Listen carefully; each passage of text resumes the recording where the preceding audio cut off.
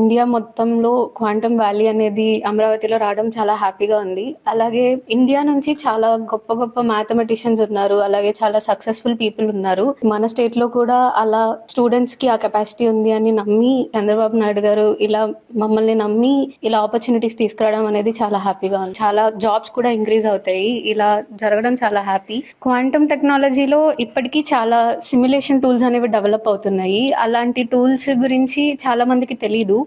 ఇలా తీసుకురావడం వల్ల ఆ టూల్స్ గురించి ఇంకా తెలుసుకోవడం, ఇంకా దాని మీద రీసెర్చ్ పెరుగుతుంది. అలా పెరగడం వల్ల కొన్ని ఇంపార్టెంట్ ఇన్నోవేషన్స్ జరుగుతాయి. అలా జరిగి జాబ్ ఆపర్చునిటీస్ కూడా చాలా పెరిగే అవకాశం ఉంది. అంటే ఇప్పుడు చంద్రబాబు నాయుడు గారు ముందు చూపుతో టెక్నాలజీ గురించి మీది వీడియో కాన్ఫరెన్స్ లో మీకు ఎలా అనిపించింది? చాలా హ్యాపీగా అనిపించింది. సార్ ఒక విజన్ తో మాట్లాడారు, ఫ్యూచర్ బాగుండాలి అని.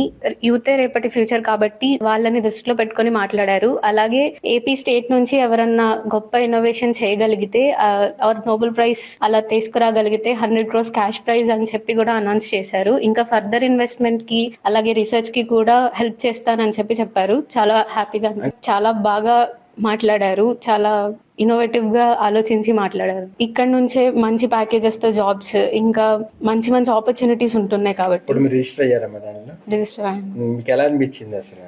ఇప్పటి వరకు కొన్ని మాడ్యూల్స్ ఓపెన్ అయ్యాయి. అవన్నీ చాలా ఇన్ఫర్మేటివ్ గా ఉన్నాయి. ఇంతవరకు తెలియని కొన్ని టూల్స్, అవి ఎలా వాడాలి, అసలు ఏం జరుగుతుంది అనేది కూడా చాలా ఈజీగా తెలుస్తుంది.